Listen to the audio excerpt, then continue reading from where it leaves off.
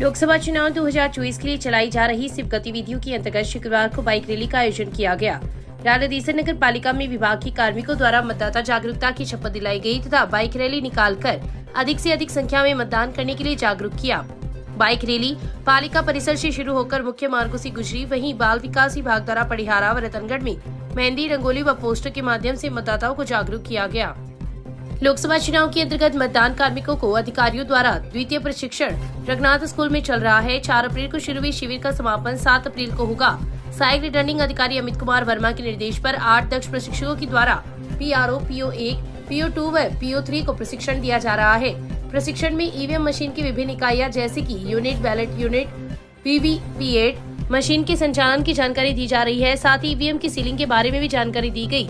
मतदान अधिकारी व कार्मिकों को स्वतंत्र व निष्पक्ष चुनाव करवाने के लिए 10 प्रशिक्षण ऋषि कुमार सिंह, शिवशंकर कम्मार, श्रवण मैया, विनोद कुमार, विक्रम सिंह चौहान आदि प्रशिक्षण दे रहे हैं तथा संभागियों की शंकाओं का समाधान किया जा रहा है।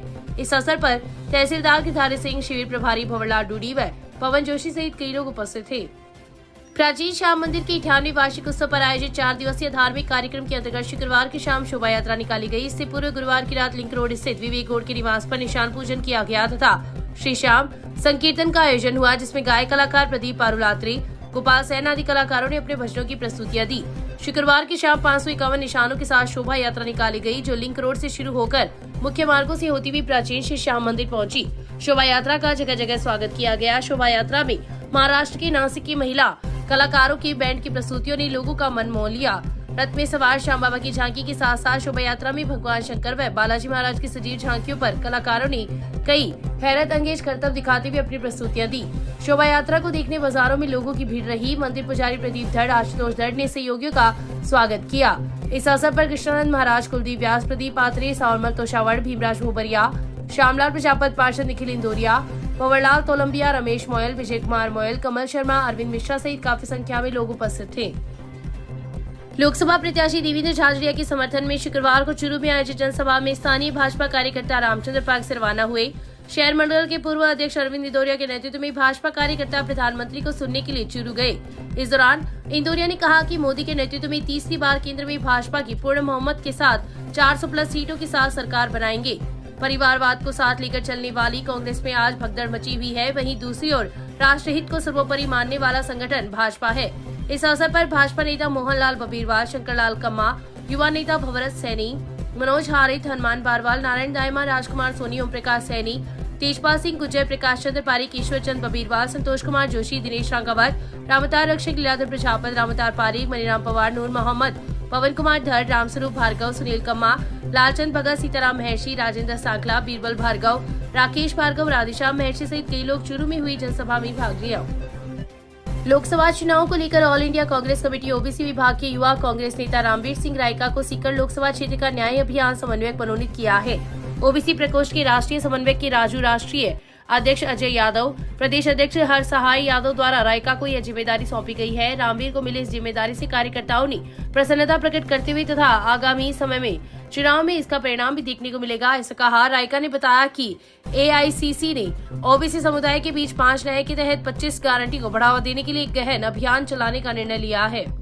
राजस्थान नगर पालिका कर्मचारी फेडरेशन की बैठक शुक्रवार को नगर पालिका परिसर में हुई। फेडरेशन के सह संयोजक रिजपाल सिंह चौधरी, ईओ डॉक्टर सहदेव आचारण, अरुण कुमार सोनी की उपस्थिति में हुई बैठक में नगर पालिका कर्मचारी संगठन का गठन किया गया। सर्वसम्मति से अध्यक्ष पद पर कनिष्ठ सहायक भंवरलाल, उपाध्यक्ष संजय बारी, सचिव हनुमाना राम, कोषाध्यक्ष मुकेश कुमार, विधि सलाहकार कृष्ण कुमार सैनी, संगठन मंत्री भवानी सिंह राठौड़, मीडिया प्रभारी सावरमल सैनी, कार्यालय मंत्री विष्णु कुमार को मनोनीत किया गया। इस अवसर पर ईओ चारण द्वारा कार्यकारिणी से परिचय प्राप्त कर नव निर्वाचित संघ के पदाधिकारियों का माल्यार्पण कर स्वागत किया। इस मौके पर कनिष्ठ अभियंता अंकित सिंह कुशवाहा, भरत कुमार गौड़, नरेंद्र कुमार प्रजापत, राजेश कुमार, अशोक कुमार, सुरेंद्र कुमार चंद्रपाल, दिनेश कुमार, कृष्ण कुमार शर्मा, नोप सिंह, अजय कुमार सहित कई कर्मचारी उपस्थित थे। गत विधानसभा चुनाव में बतौर निर्दलीय प्रत्याशी चुनाव लड़ने वाली राधेश्याम बबीरवाल ने शुक्रवार को चूरू में आयोजित प्रधानमंत्री नरेंद्र मोदी की सभा के दौरान भारतीय जनता पार्टी की सदस्यता ग्रहण की। बबीरवाल निरासर रोड स्थित अपने कार्यालय से सैकड़ों समर्थकों के साथ शुरू गए तथा उन्होंने भारतीय जनता पार्टी का दामन थामा। बबीरवाल के साथ नगर पालिका प्रतिपक्ष नेता लालचंद प्रजापत, पूर्व पार्षद जुगल किशोर प्रजापत व हीतराम भोबरिया ने भी भाजपा की सदस्यता ग्रहण की। ट्रेन की चपेट में आने से गुरुवार की देर रात प्रेमी युगल की मौत हो गई। सूचना पर पुलिस मौके पर पहुंची तथा शव को जिला अस्पताल के मोर्चे में रखवाकर शिनाख्ती के प्रयास में जुट गई। दोपहर बाद मृतकों की शिनाख्त होने पर पुलिस ने शवों का पोस्टमार्टम करवाकर लाश परिजनों को सुपुर्द कर दी है। मामले के अनुसार कस्बा पड़िहारा में रणदीसर फाटक के पास गुरुवार की रात जोधपुर दिल्ली सराय रोहिला ट्रेन की चपेट में आने से युवक व किशोरी की मौत हो गई थी। ट्रेन गार्ड ने रेलवे को सूचना दी, जिस पर आरपीएफ ने मामला सिविल पुलिस का होने पर पुलिस को घटना से अवगत करवाया। सूचना पर हेड कांस्टेबल हेमराज मोड़ में जाप्ता मौके पर पहुंचे तथा घटना की जानकारी ली। पुलिस ने बताया कि मृतकों की पहचान विदासन तहसील के गांव ढाणी रामदेवरा निवासी 22 वर्षीय शिवलाल पुत्र मगाराम मेघवाल तथा छापर निवासी श्रवण राम मेघवाल के रूप में हुई। वर्तमान में सुमन अपने ननिहाल भोजासर में थी। घटना को लेकर मृतक शिवलाल के बड़े भाई फेपाराम तथा सुमन के मामा छोटू राम ने पुलिस को 2 अलग-अलग रिपोर्ट दी, जिसमें आत्महत्या का कारण प्रेम प्रसंग बताया गया है। पुलिस ने दोनों के शवों का पोस्टमार्टम करवाकर लाश परिजनों को सुपुर्द कर दी है। पति पत्नी के बीच हुए झगड़े के बाद पत्नी द्वारा छोड़कर चले जाने पर 50 वर्षीय व्यक्ति गुरुवार की रात किसी समय फंदे पर झूल गया। घटना का पता चलने पर पुलिस मौके पर पहुंची तथा घटना की जानकारी ली। पुलिस ने शव को फंदे से नीचे उतरवाकर जिला अस्पताल की मोर्चे में रखवाया है। घटना के बाद मौके पर लोगों की भीड़ लग गई। हेड कांस्टेबल हेमराज मोड़ ने बताया कि तहसील के गांव भारोदा निवासी 50 वर्षीय मनीराम शर्मा का रतनगढ़ की वार्ड 35 में भारीदोरा के पास घर है। मनीराम शर्मा रोजी रोटी के लिए शहर से बाहर गया हुआ था। इस दौरान उसकी पत्नी ने जमीन का पट्टा अपने नाम बनवा लिया। इसी बात को लेकर पति पत्नी के बीच अनबन हो गई तथा दोनों के बीच झगड़ा हो गया तथा पत्नी घर छोड़कर चली गई। बीती रात किसी समय मनीराम रतनगढ़ स्थित आवास पर फंदे पर झूल गया। घटना को लेकर मृतक के बड़े भाई इंद्रचंद ने पुलिस को रिपोर्ट दी, जिस पर पुलिस ने मार्ग दर्ज कर शव का पोस्टमार्टम करवाकर लाश परिजनों को सुपुर्द कर दी है। 33 वर्षीय युवक ने अपने ही घर में शुक्रवार की सुबह फांसी का फंदा लगाकर आत्महत्या कर ली। घटना की सूचना पर हेड कांस्टेबल राजेंद्र सिंह मेजाप्ता मौके पर पहुंचे तथा शव को फंदे से नीचे उतरवाकर जिला अस्पताल की मोर्चे में रखवाया, जहां पर मृतक के बड़े भाई की रिपोर्ट पर मर्ग दर्ज कर शव का पोस्टमार्टम करवाकर लाश अंतिम संस्कार के लिए परिजनों को सुपुर्द कर दी है। घटना को लेकर मृतक के बड़े भाई संदीप शर्मा निवासी वार्ड 16 ने पुलिस को रिपोर्ट दी है। संदीप ने रिपोर्ट में लिखा है कि उसका छोटा भाई 33 वर्षीय नरेश रोडेज विभाग में कार्यरत है। रोज की तरह ड्यूटी पर जाने के लिए तैयार हुआ, लेकिन सुबह 8 बजे के करीब देखा तो वह कमरे में फंदे पर झूलता हुआ मिला। पुलिस ने संदीप की रिपोर्ट पर मर्ग दर्ज कर लाश का पोस्टमार्टम करवाकर शव अंतिम संस्कार के लिए परिजनों को सुपुर्द कर दी है। रतनगढ़ में बाइक व टेम्पो की हुई भिड़ंत में 3 जन घायल हो गए। घायलों में एक की हालत गंभीर होने पर डॉक्टर ने उसे हायर सेंटर रेफर कर दिया। घटना के बाद जिला अस्पताल में लोगों की भीड़ लग गई। मिली जानकारी के अनुसार खोदड़ी निवासी 38 वर्षीय दलवीर सिंह अपने टेम्पो को लेकर गांव की तरफ जा रहा था। वहीं सामने से बाइक पर सवार होकर रतनगढ़ की होली धुरा निवासी सोहिल व तनवीर शहर की तरफ आ रहे थे कि न्यू लिंक रोड पर चौधरी शमशान घाट के पास टेम्पो व बाइक की भिड़ंत हो गई। घटना में तीनों घायल हो गए, जिन्हें निजी साधन से जिला अस्पताल में भर्ती करवाया गया, जहां पर सोहेल की हालत गंभीर होने पर डॉक्टर ने उसे हायर सेंटर रेफर कर दिया। वहीं तनवीर व दलवीर सिंह को डॉक्टर ने प्राथमिक उपचार के बाद छुट्टी दे दी। घटना के बाद जिला अस्पताल में लोगों की भीड़ लग गई। चूरू लोकसभा क्षेत्र में भाजपा प्रत्याशी देवेंद्र झाझड़िया के समर्थन में पुलिस लाइन स्थित स्टेडियम में जनसभा का आयोजन हुआ, जिसे प्रधानमंत्री नरेंद्र मोदी ने संबोधित किया। मोदी के साथ मुख्यमंत्री भजनलाल शर्मा सहित कई मंत्री मौजूद रहे। प्रधानमंत्री का हल देकर स्वागत किया गया। इस दौरान उन्होंने कहा कि बीते 10 साल में हमने कई काम किए हैं, लेकिन ये बहुत कम है। अभी तक जो मोदी ने किया है वो तो सिर्फ बड़ी होटलों से मिलने वाला स्टार्टर है, अभी तो खाने की पूरी थाली बाकी है।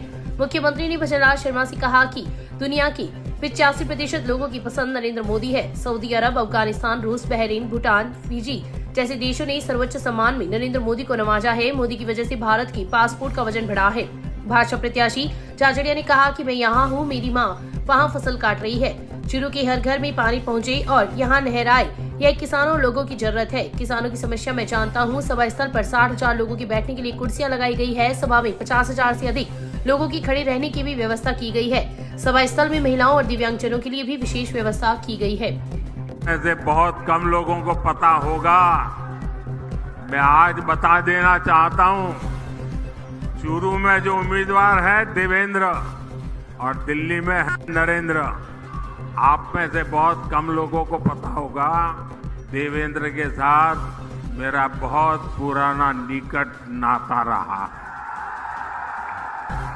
और जब मैं देवेंद्र को पहली बार मिला, जब मैंने उसकी मां की बातें सुनी, मेरे मन को छू गया कि मेरे देश की आन बान के शान के लिए शेखावटी की गरीब मां, अनपढ़ मां, अपना बेटा जिसका शरीर मुसीबतों से गुजारा करने वाला शरीर है, लेकिन उसको भी दुनिया में देश का नाम रोशन करने के लिए मां प्रेरित करती है।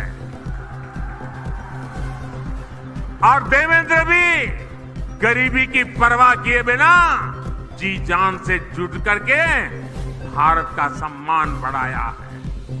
देवेंद्र को टिकट देने के पीछे मोदी का मकसद यही था कि जो गरीब मां का बेटा होता है उसके सपने भी पूरे होने चाहिए।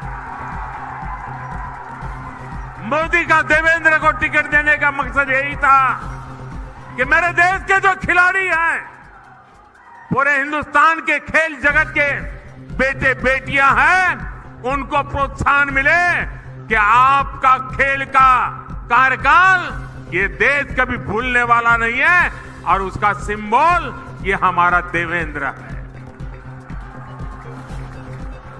और इसलिए मैं चूरू वासियों से विशेष रूप से